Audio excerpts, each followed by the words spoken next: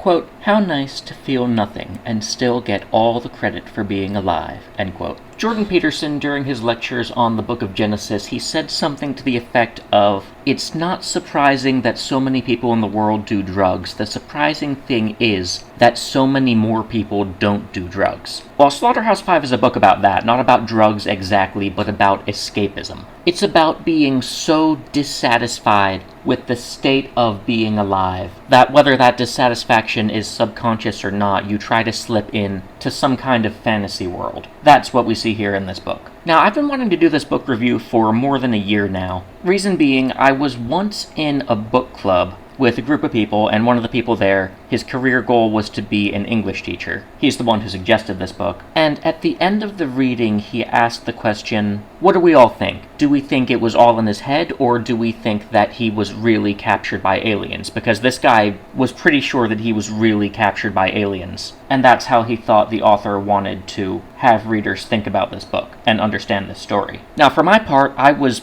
pretty far on the other end of the spectrum. It was so clear to me the exact way that Billy's mind was breaking down that I was sort of surprised anyone could come to the opposite conclusion, and I couldn't really wrap my head around the opinion that a story about aliens is all that Vonnegut wanted to communicate to the readers through this book. Which I suppose if someone took it in that way, they would still get the time travel elements. They would still sorta, at least halfway, get the elements of someone who's dead in this moment is alive in the past. But that's not the full picture. And by the way, something else that English teacher said, the phrase, "so it goes," much repeated in this novel, is a dick thing to say. Well, I'm of the mind that this opinion signals a lack of understanding for Billy's mental case. Saying "so it goes" in the face of death is not intentional callousness. It's not intentional uncaring. It is numbness. But I'll get to that as we explore the book. Before getting into the story itself, the author has a pretty lengthy Chapter 1 introduction, breaking the fourth wall, the story of how he wrote this book. And in that Chapter 1, there's a few concepts that he works pretty hard to convey to the reader. I'll summarize it with the quote, "The ones who hated war the most were the ones who really fought," end quote. Vonnegut wanted to drive home the horrors of war. That is what, he tells us straight out what he wanted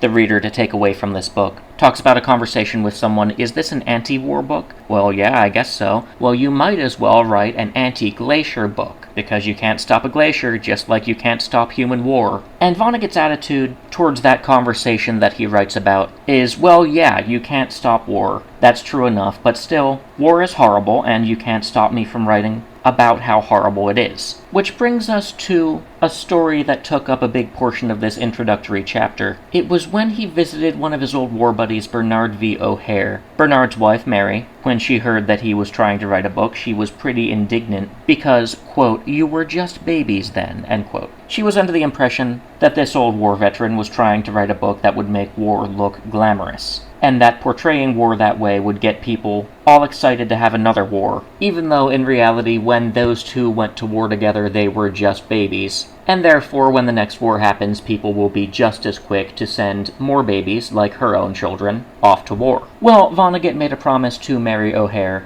that he would name this book The Children's Crusade, which he did, that is part of the extended title. And he promised, there won't be a part for Frank Sinatra or John Wayne to play in the movie adaptation of this book. And something to go along with that, from a different conversation, someone remarks to him, "You never wrote a story with a villain in it." And he says, "Yeah, that's one of the things I learned in college." This book, likewise, does not have a villain in it, which I think for a story like this is fitting. For something as horrible as this kind of war, so many people are just going along with it, going with the flow, trying to get through, trying to survive, or perhaps trying to do what they think is right, that there's not a lot of room for a black and white villain in a story like this. Now, onto the plot. The narrative of this book isn't arranged in a typical way. Rather, he gives the whole biography of Billy Pilgrim's life at the beginning, and then spends the whole book skipping around to different points in time in Billy's life. So, Billy Pilgrim was born, grew up, went to school, goes to college for optometry, does not finish college because he goes off to World War II, gets captured as a prisoner of war during the Battle of the Bulge. In being a prisoner of war, he gets moved to Dresden, Germany. He is there in time to witness the famous firebombing of Dresden, gets sent home after the war, gets married, starts a successful eye doctor business, becomes relatively wealthy, And then, at the age of 47, he becomes the only survivor of a plane crash. Takes a long time to recover, his wife dies, by the way, requires brain surgery, and even after they put him all back together, he doesn't seem quite there. His daughter, at the age of 21, has to take over baptism by fire and start managing a lot of things. After Billy is sent home from the hospital, there is one day where he sorta slips his leash, wanders off to New York City, gets on a bunch of nighttime talk shows, writes a bunch of letters to the editor about how he was captured by aliens, about how time is the fourth dimension,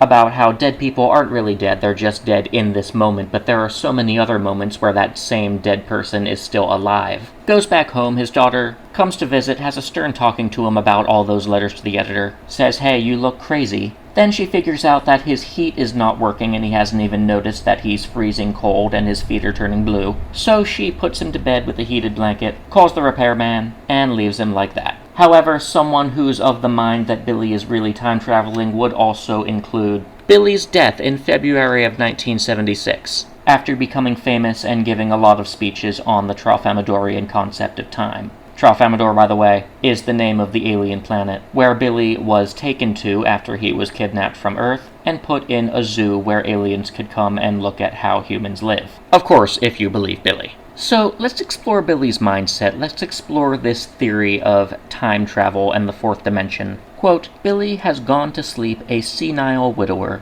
and awakened on his wedding day. He has walked through a door in 1955 and come out another one in 1941. Then gone back through that door to find himself in 1963. He has seen his birth and death many times, he says, and pays random visits to all events in between, he says. End quote. And of course that phrase, he says, is actually in the book, is actually repeated twice during this passage. So let's treat this like an investigation. Let's explore when and why Billy's symptoms started, first and foremost. Now, the place where the book picks up is a little bit misleading here, because the book describes the time travel, gives the whole spiel about going to sleep a widower and waking up on his wedding night, and then the very first scene in Billy's life that the reader is able to observe is him sitting in a snowy forest in 1941, or rather 44, Battle of the Bulge, a little bit before he gets captured as a POW. And that opening moment, I think, gives the impression that sitting in that forest on that day was the day that he became unstuck in time, but I don't think that's the case. There are two other moments I want to highlight. The first one is the night of his daughter's wedding,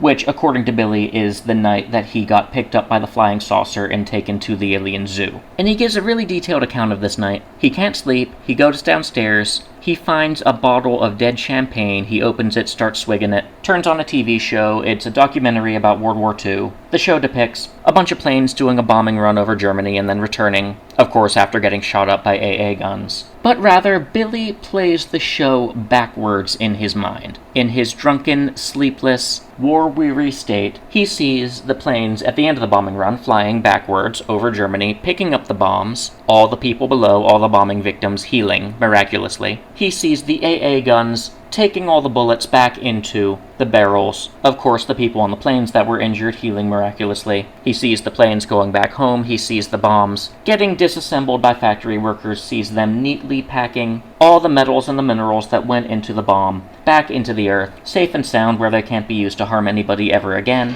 Then he sees all the people involved in the war aging in reverse, going backwards, becoming babies, and eventually, he supposes, sees people reverting to a state where the world has only two perfect people, Adam and Eve. This is what he sees as he's watching this TV show in reverse. And then, according to Billy, he knows ahead of time that the aliens are gonna come to pick him up, so he goes out into the backyard. They lower down a ladder where he can be lifted up into the flying saucer. He grabs it, he's lifted up, he's taken to Tralfamador, and the rest is history. I believe his mental state, drunk that night watching TV, was a good candidate for the particular day that his brain snapped and he became unstuck on time from his perspective. The other event, though, that I want to highlight is obviously the plane crash. He crashed into Sugarbush Mountain in Vermont. He was the only survivor, but he had a pretty severe head injury, had to get a famous brain surgeon to come in and operate, took a long time in the hospital to recover, And even in the book it says that while he was sitting there, everyone thought he was catatonic. His brain was actually working overdrive, composing speeches and essays,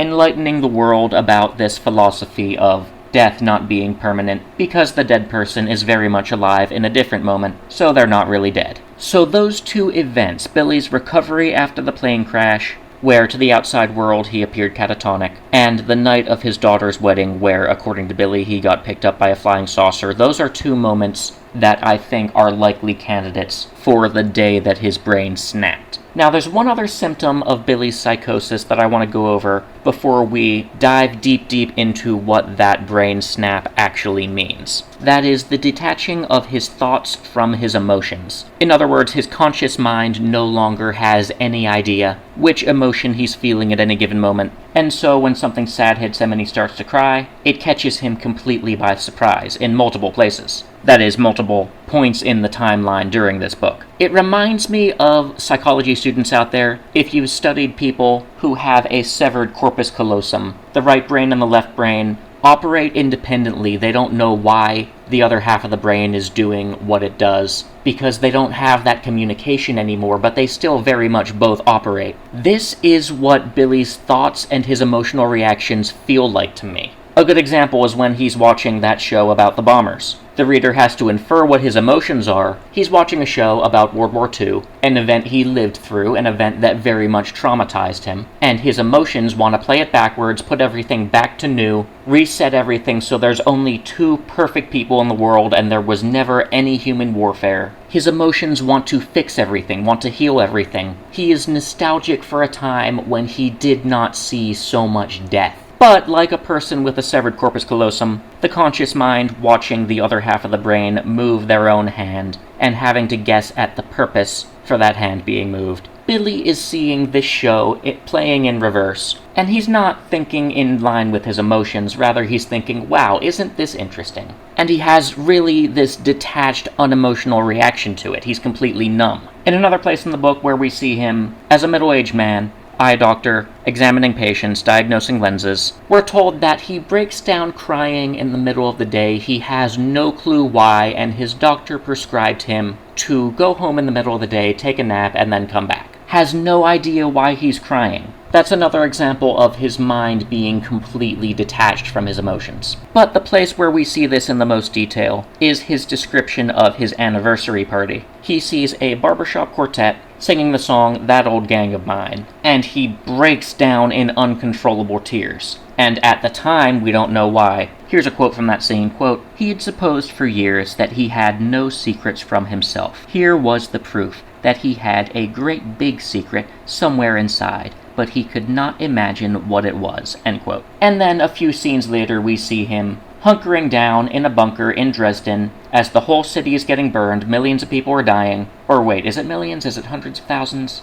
Anyway, hundreds of thousands of people are dying. And he notices the 4 German guards that are watching all the American prisoners of war in that bunker. And he notices how those guards look like a barbershop quartet. So, chronological timeline for those following at home. The earliest memory is him hunkering in that bunker, and then later on, he sees that barbershop quartet on his anniversary party. In his subconscious, they remind him of those 4 guards, and he thinks of all the death, all the bombing, bombardment, fire, all the cremated bodies decomposing, the stench. That's what his subconscious is remembering, but his conscious mind is not aware of any of that. All his conscious mind knows is that suddenly, wow, he's crying. I have no idea why. I didn't think I had any secrets from myself. There must be a big secret somewhere inside there. Well, yeah, you lived through a massacre. That's the big secret. The secret he's keeping from himself is how affected he was by that. So delving into the nitty-gritty of what this whole Tralfamadorian time travel belief system actually encompasses, here's a quote that you probably won't be surprised at if you've already listened this far in, quote, "The most important thing I learned on Tralfamador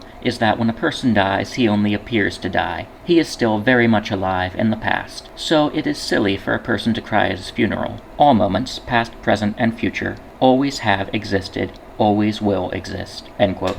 Quote, "When a Tralfamadorian sees a corpse, all he thinks is that the dead person is in a bad condition at that particular moment, but that he is just fine in plenty of other moments. Now, when I myself hear that somebody is dead, I simply shrug and say, what the Tralfamadorians say about dead people, which is, so it goes. End quote. Now, this philosophy is interesting enough to dig into on the surface level until you sort of have that aha moment and realize what's at the root of it. I will give you one more quote and see if you can figure it out before I spoil it for you. This quote is from a conversation that Billy had with one of the aliens, asking the aliens how the universe ends. And the aliens explained to him that one of their pilots is testing some new equipment. I believe it's a new kind of fuel source or something. Flips the button to turn the plane on, and then, boom, the whole universe explodes. And then Billy asks, of course, why doesn't anyone stop him? The response, quote, he always has pressed the button, and he always will. We have always let him, and we always will, end quote. The moment is simply structured that way, no one can change it. Now, if you can sum up that attitude towards the literal end of the universe in one word, what would you choose? Well, my word would be apathy. You know, it is what it is. Why bother crying over spilt milk? We can't do anything about it, might as well just accept it. Now, if that attitude from the aliens is interesting enough, here's another quote. If you remember the Serenity Prayer, that's one of the things that comes up in multiple places in this book. If you've been inside any 20th century office, you've probably seen that prayer pinned up on someone's wall. God grant me the serenity to accept the things I cannot change, the courage to change the things I can, and the wisdom to know the difference. Well, here are Billy's thoughts on that. Quote,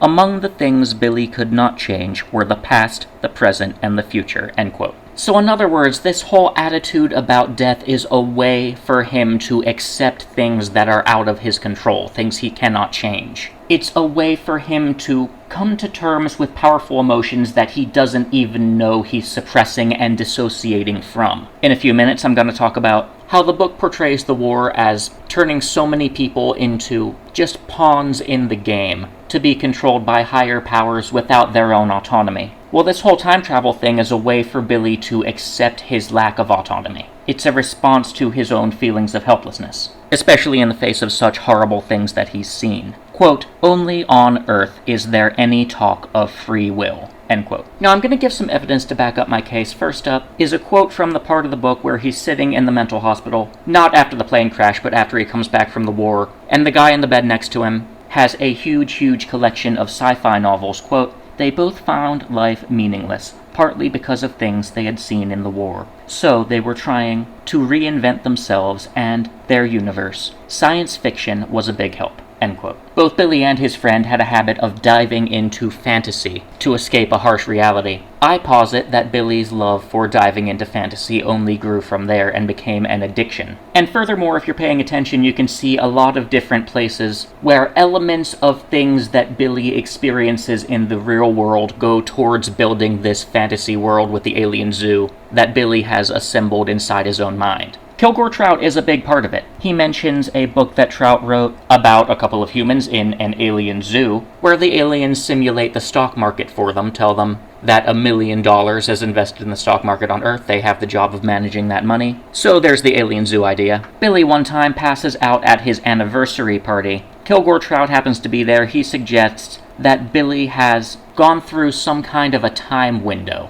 Of course, the science fiction writer with a bunch of crazy ideas would be the one to suggest that, but I posit the suggestion itself stuck around in Billy's mind long enough to become an aspect of this whole fantasy world that he built, so there we combine the time travel with the alien zoo idea. And finally, the fact of time being the fourth dimension. There is another Kilgore Trout book that describes illnesses such as vampirism that cannot be cured by normal means because the illness exists in the fourth dimension. And then we have something that does not come from Kilgore Trout, but does come from an outside source in the real world that Billy witnesses. He sees a magazine with an article about the disappearance of Montana Wildhack, the famous porn star. And then Billy hypothesizes that Montana has likewise been kidnapped by Tralfamadorians, and from there it's a short leap to have her be put in the zoo enclosure with him as his partner and mate. Now, something that's less concrete, but I do consider it evidence that this is all something inside Billy's own mind. He has delusions of grandeur regarding his own death. He has daydreams about speaking in front of massive crowds who are all interested in his philosophy on time. He envisions himself being famous, having police escorts. Delusions of grandeur is a common symptom of various psychological ailments. And finally, I'm gonna be a little blunt when I say this part. His fantasy is living alone in a zoo enclosure for several months, doing daily workouts, being admired, starting to admire his own body, and then they put a porn star in with him. Neither of them are allowed any clothes. After only a week, the porn star asks him to make love to her. Quote, Billy did not touch her until she made it clear that she wanted him to, end quote. But it only took a week for her to want him to.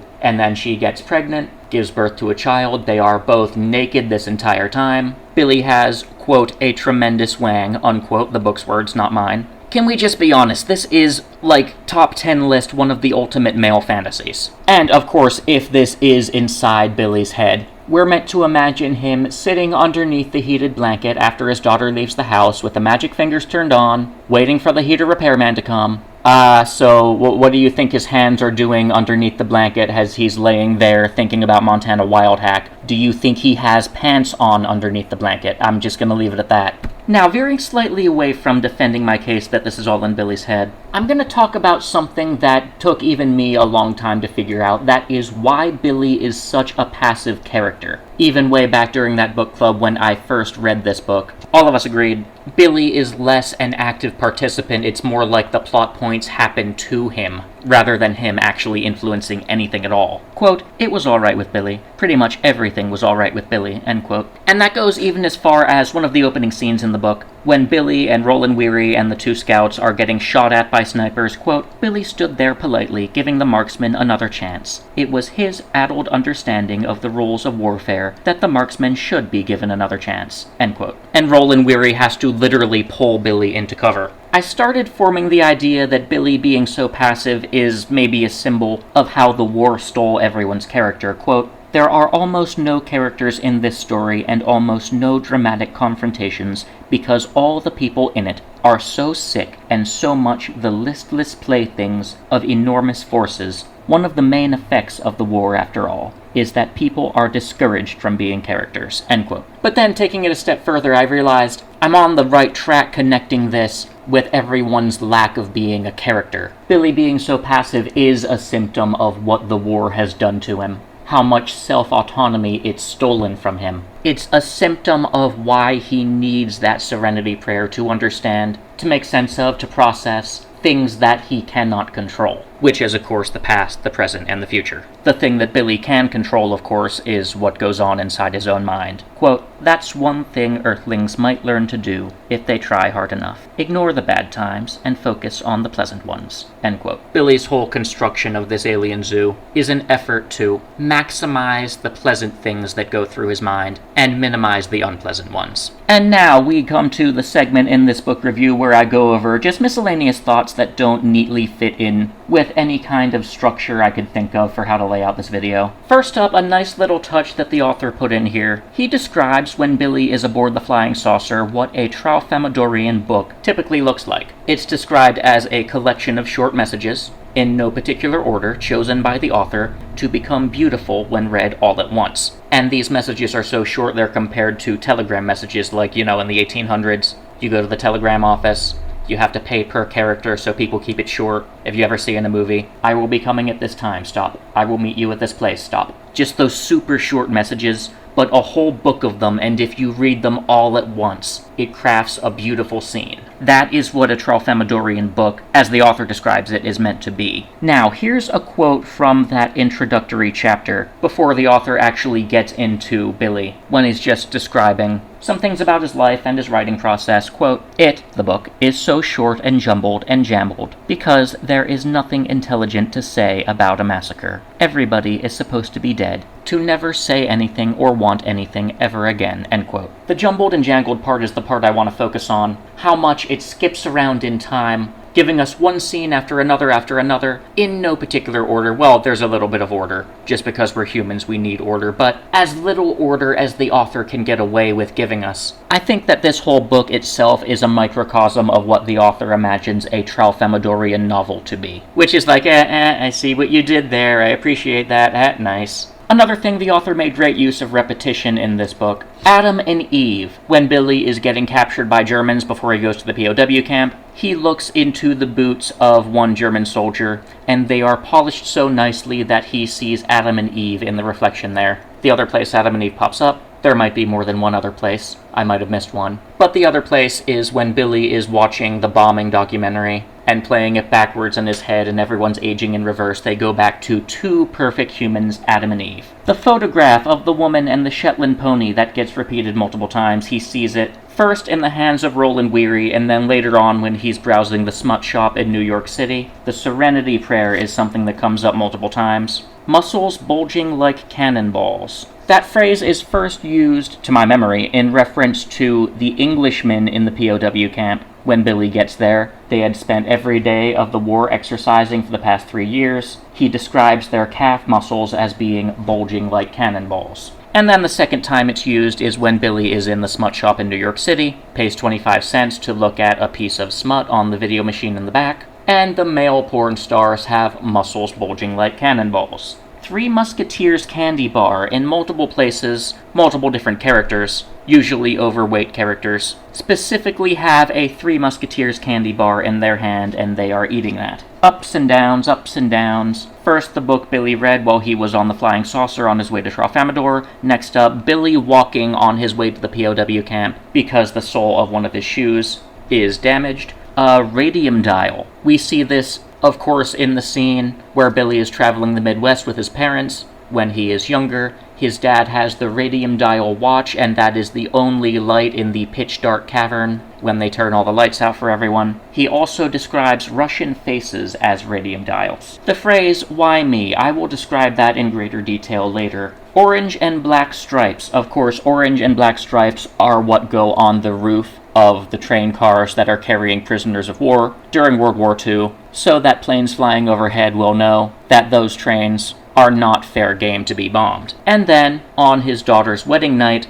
the tent has orange and black stripes. I think this might be one of the things that got him in that particular mindset that he's ready to go a little bit unhinged when he sees that bombing documentary. Blue and ivory feet. Billy, when he is in the rumpus room, and the heat is not on, and Billy doesn't even realize it is so cold that Billy's feet are turning blue and ivory. And then, in multiple places throughout the book, when a dead body is described, the feet are described as being blue and ivory. And finally, the sound that a bird makes, pooty-weet. But diving back into that "why me" quote, first up, Billy sees one of the other American prisoners of war getting pulled out of line and beaten by a German soldier because he said something derogatory. He didn't know the German soldier could speak English. The American getting beaten says, "Why me?" The soldier says, "Why you? Why anybody?" Later on, when Billy is traversing the alien world, he talks to a Tralfamadorian and asks them, "Why me?" Quote, "Why me? That is a very earthling question to ask, Mr. Pilgrim.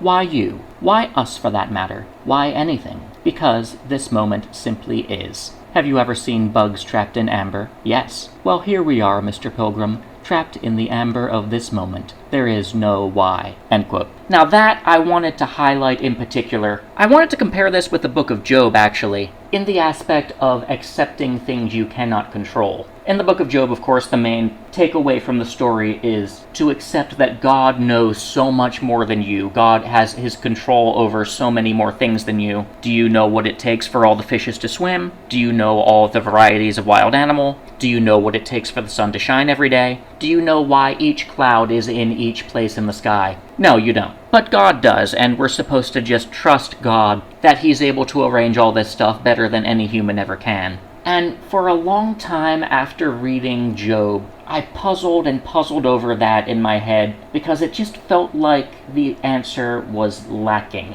That is, until I came to this book and I connected it with this "why me" quote. Why does that American prisoner in particular get beaten? Why does Billy in particular get chosen for the alien zoo? Why does Billy in particular have to go through the whole firebombing of Dresden and see all that stuff and survive it? Why does Billy in particular have to be the only survivor of that plane crash? Why is Job the one who loses his house, his wife, his children, everything he owns? Why is Job the one getting sick and having boils on his skin after that? Why is so much of this kind of misfortune befalling you or me or this person or whoever in particular at whatever particular time? Well, why you? Why anybody? We are stuck in the amber of the moment like an insect trapped in amber, passed down for millennia and then placed in a museum somewhere for people to come and look at and see a freeze frame of a single moment from centuries ago, there is no why. It simply is. And for someone going through something, there's comfort in that in a way that's hard to understand until you actually go through it.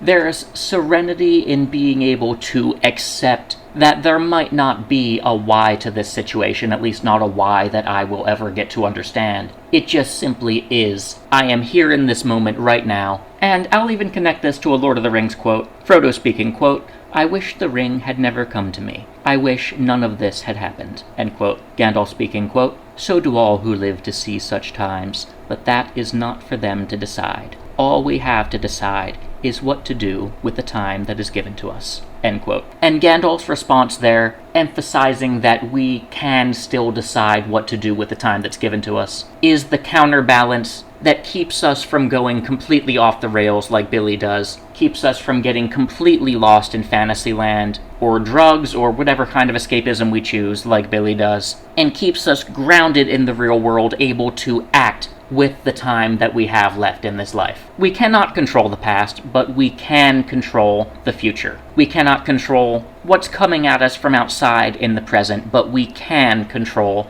how we react to it in the present. We can plan, we can make precautions, we can build for the future. No matter how hard it seems, that is always something we can do. Now, back to Slaughterhouse 5. A part of the book I thought was interesting was Billy mentions there is only one time that he cried during the war, and that is at the very end, after the bombing of Dresden, when he was climbing through the ruins and a couple of people passing by point out to him that his horses are in horrible condition, their mouths are bleeding, their feet are bleeding. Billy gets down, examines the horses, and then he cries about the horses. I thought that was interesting to pause at. I don't have any particular deeper thoughts about that moment, but interesting to consider that out of all the dead bodies he saw, the horses are what makes Billy stop and cry. Second thing, I did notice a repetition of dates. In Billy's delusion of grandeur, the day of his death was February either 14th or 13th, I forget which one of those two it was, 1976. In his fantasies, that is the day that he dies, gets shot by a sniper. But then, later on, I see that date come up again, February 13th, 1945. That is the day that Dresden gets firebombed. And then next up, the author makes it very clear in that introductory chapter that he is very much opposed to war, opposed to massacres of any kind. But then, in the plot itself, he depicts multiple characters, but in particular this character Rumford, who shares a room with Billy when Billy's recovering from the plane crash in the hospital. Rumford is a military historian. I believe he said general in the Air Force. And Rumford is researching in particular the firebombing of Dresden because he wants to make a new edition of this multi-volume military history book. But the previous edition did not mention much at all about Dresden. But I thought it was interesting that Vonnegut wanted to place this character as, I thought of it as sort of a steel man for an opinion that we know from the beginning Vonnegut despises. And then the character that we have interacting with him is Billy Pilgrim, the most passive person ever, can't even consciously formulate any sort of opposition to the things that Rumford is saying. But it's almost like Billy's existence itself. Of course, Rumford mentions when Billy is asleep, he's constantly surrendering and running away and telling people to leave him behind, and he hates that about Billy. He mentions the quote from, I think, Teddy Roosevelt, "I could carve a better man out of a banana." But Billy's existence itself becomes an argument against Rumford's case because the people on the ground, the people who went through that firsthand, that's what it does to a man. That's the amount of dignity and self-respect that gets taken away. And it's almost like the author wants us to come to the conclusion that if Rumford had eyes to see, that is what he would have realized by talking to Billy, and finding out that Billy did actually survive the firebombing of Dresden. Another thing I wanted to bring up, I wanted to both compare and contrast the phrase, "so it goes," with the shortest verse in the Bible, that is John 11:35, Jesus wept. Why is Jesus weeping? The story is he comes back to the home of Lazarus, sees that Lazarus has died, and Jesus is mourning along with the sisters of Lazarus. Of course, we know that Jesus will soon after bring Lazarus back to life, but in the meantime, he's weeping. Why? Well, the answer I most like for that question is, something I heard in a sermon is that death is so horrible that even God himself cries with us to mourn with us. Even if we know the person is going to heaven, even if Lazarus is going to be revived in a couple minutes, death is so horrible that God himself is brought to grief and tears. We are not the only ones crying. We are not mourning alone. Now that, I thought, was a nice and touching answer to that question, interpretation of that verse. And it's different from So It Goes, which I see as a complete release of really control over the situation or anything. A release of control over life. Tree fell on my house, so it goes. My dog died, so it goes. Family member died, so it goes. Whatever happens, well, we are the playthings of, what's that quote about there being no characters in this book? Enormous forces. The listless playthings of enormous forces. We don't understand nature, we don't understand the universe, we don't understand why bad things happen. What else is there to say but, so it goes. It was ordained for this to happen. I wouldn't go as far as saying Billy's mindset requires preordination, but I will say that Billy's mindset requires an acceptance that the way things happen, the way things have happened, the way things will happen, is not going to change. So on the one hand, Jesus wept sort of encourages us to cry and tells us it's okay to cry, whereas So It Goes encourages us to just accept it, just be at peace with it. We can't change it, there's no use being sad about it. Might as well just shrug and say, yeah, okay, that happened. Now, going back to the beginning of this book review, I talked about that person who's going to go on to be an English teacher and who thinks that the aliens literally kidnapped Billy Pilgrim. I still don't quite get how someone could come to that conclusion, because this whole thing about processing pain and grief and coming to terms with your lack of ability to control anything seems just self-evident to me reading this book. But I guess for lack of any better way to convey these thoughts, I'll give a quote that I saw online. Someone claims that a Russian person wrote this about Americans. It's a bit of a long quote, but here it goes, quote, "There was a time when America, even as an adversary, commanded a certain respect. The imagery was iconic. Cowboys with cigarettes, muscle cars roaring across desert highways, loud rock music, leather jackets, swagger. It had a brutal charm. Even when we stood against it, it felt like standing against something real. It made us want to work harder, think sharper, build stronger, because the opponent was worthy. But what is there now? A country of people waddling through supermarkets in pajamas, glued to phones, addicted to sugar, distracted, anxious, medicated. This is what won the Cold War? What's frustrating is that it's not even interesting anymore. There's no thrill in it. There was always a strong image of the Russian badass, the kind that lived in the Western imagination as much as in our own. The Ushanka pulled low, a surly expression like a winter frost, a bear of a man with eyes that held both exhaustion and unshakable humor. Grim but full of quiet mirth, someone who could handle a shotgun and launch a nuclear missile. But we also had your version of the badass to measure ourselves against. The American ideal, built like a tank, in a tailored suit or carrying an M60, like Rambo. Or one of those glossy, impossibly competent TV lawyers with a Harvard degree and a black belt. It was a vision of power, with style, calm and collected competence with charm, a challenge worth rising to. But modern Americans don't seem dangerous or driven or even fun. They talk about freedom but live in algorithms. They used to be bold, chaotic, ambitious. Now they seem soft, tired, scared of discomfort. And yet we still like the idea of America. Russians love the aesthetic, the Texan or Arizona cowboy, the open road, the loud guitars, the guns and eagles and Zippos and Bibles and blue jeans. We wear it, watch it, sing along with it, but the myth is fading. What we see now is a parody of what we used to admire. Even your protests feel fake, like performance art for clicks. And maybe the worst part is the disappointment, not in you, but in ourselves. We didn't lose to a heroic rival. We didn't lose to something bigger or nobler. We lost to the spreadsheet, to empty convenience, to people who don't know how to change a tire or sharpen a knife. It's like we trained for a duel and arrived to find the other guy asleep on the couch, eating cold fast food. It wasn't supposed to go like this, and it sometimes almost feels like we wake up to it angry. I can't quite call this resentment even. I don't know the English name for this emotion besides disappointment, but this isn't quite it either." End quote. Scared of discomfort, glued to our phones, asleep on the couch, don't know how to change a tire or sharpen a knife. I have to say, there is truth to that. And I think perhaps failing to understand Slaughterhouse 5 might also be a symptom. of the direction America is going, I connect the word decadence to it.